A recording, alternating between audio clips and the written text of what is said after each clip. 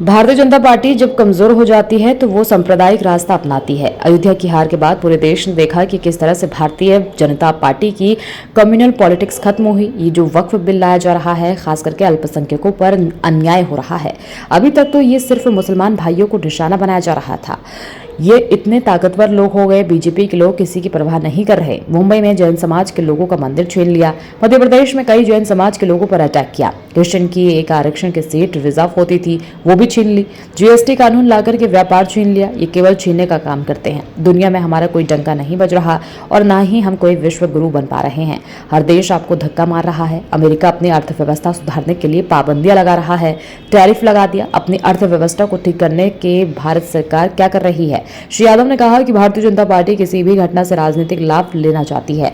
जो पश्चिम बंगाल में कुछ हुआ होगा, उसमें कहीं ना कहीं भारतीय जनता पार्टी का भी हाथ रहा होगा। बिहार में विधानसभा चुनाव को लेकर अखिलेश यादव ने कहा कि अभी तक तो जो बातें सुनने में आ रही है, जो मुझे जानकारी मिली है, बिहार में इंडिया गठबंधन चुनाव मिलकर लड़ेगा और जीतेगा।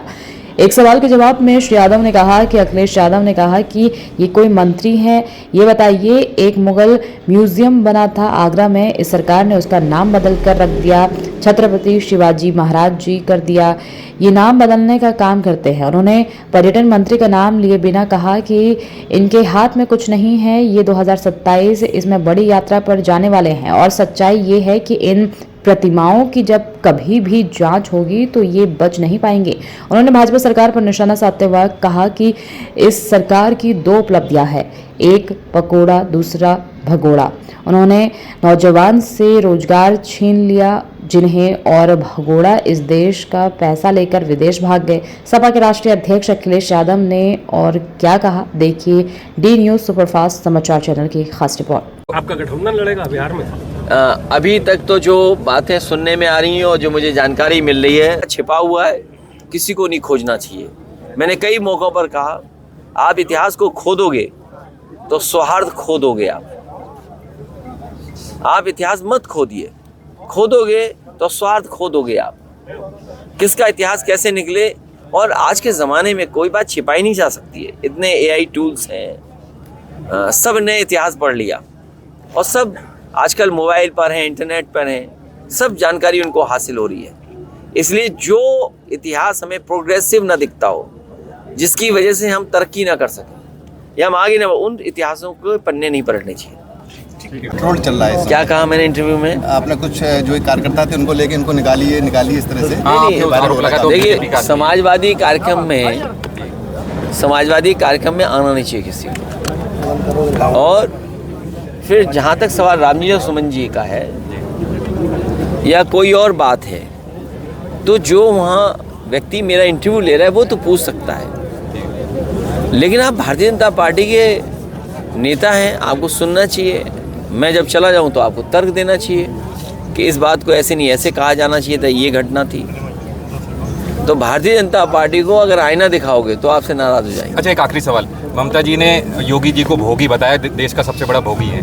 कैसे देखते हैं ऐसे बयान को? इस तरह कोई गलत बात नहीं कही जी, और इसलिए नहीं कही कि जीरो टॉलरेंस का नारा देने वाले में सबसे ज़्यादा करप्शन है जी। तहसील हो, थाना हो, सरकारी कोई भी विभाग में आप चले जाओ, जिलाधिकारी तक पे आरोप लग रहे हैं, पुलिस पे बड़े पैमाने पर आरोप लग रहे हैं।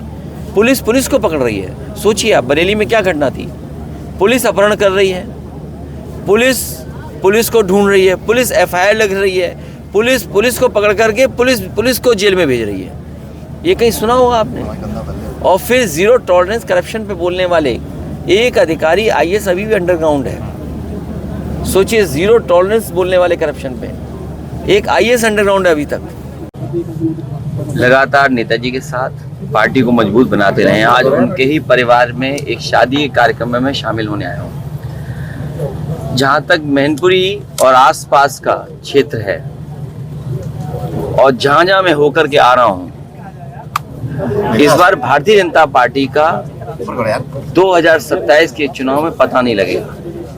उनका सफाया होने जा रहा है और उसी वजह से आप देखते होंगे, जब सरकार के पास कोई अपनी उपलब्धि नहीं बचती है, अपनी नाकामी छिपाने के लिए नए नए कानून, नई नई घटनाएं करते हैं और कोशिश करते हैं कि जनता उसी में उलझ जाए।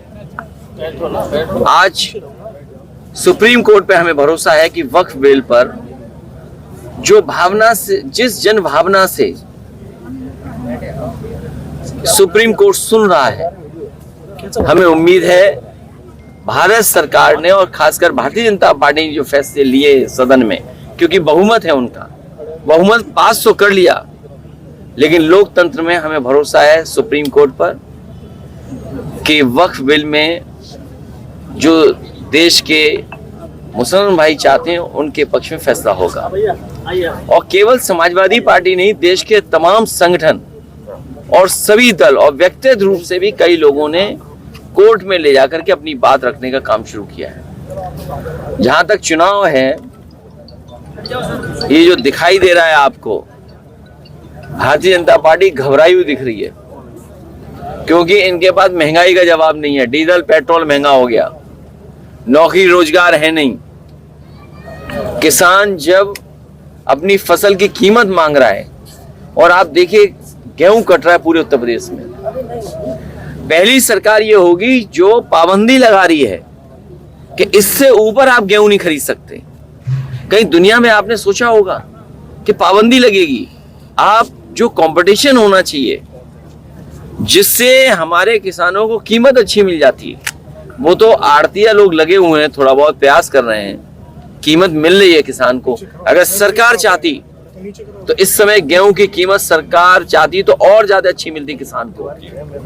अंतर्गत व आड़तियों के माध्यम से बड़े बड़े सेठों पर ये गेहूं जा रहा है, और वही सेठ आम जनता को बिस्किट के माध्यम से, पैकेज आटा के माध्यम से, केक के माध्यम से आपको हमको महंगा खरीदने के लिए मजबूर कर रहे हैं। ये सरकार के फैसले, सरकार की नीतियां गलत हैं। नीतियां अगर सही होती तो हमारे किसान को पैदावार की और अच्छी कीमत मिलती। अच्छा, क्या लगता है नीतियों से भटकाने और गुमराह करने के लिए धार्मिक मुद्दों का आधार बनाया जा रहा है? भारतीय जनता पार्टी जब कमजोर हो जाती है तो वो कम्युनल रास्ता अपनाती है। अयोध्या की हार के बाद पूरे देश ने देखा कि किस तरीके से भारतीय जनता पार्टी की कम्युनल पॉलिटिक्स खत्म हुई है। ये जितना भी वक्फ बिल लाया जा रहा है और खासकर अल्पसंख्यकों पर अन्याय हो रहा है, अभी तक तो ये मुसलमान भाइयों पे कर रहे थे अन्याय, ये इतने ताकतवर हो गए बीजेपी के लोग कि किसी की परवाह नहीं कर रहे हैं। जैन समाज के लोगों का मंदिर छीन लिया मुंबई में, सोचिए आप। मध्य प्रदेश में कई जैन समाज के लोगों पे अटैक किया।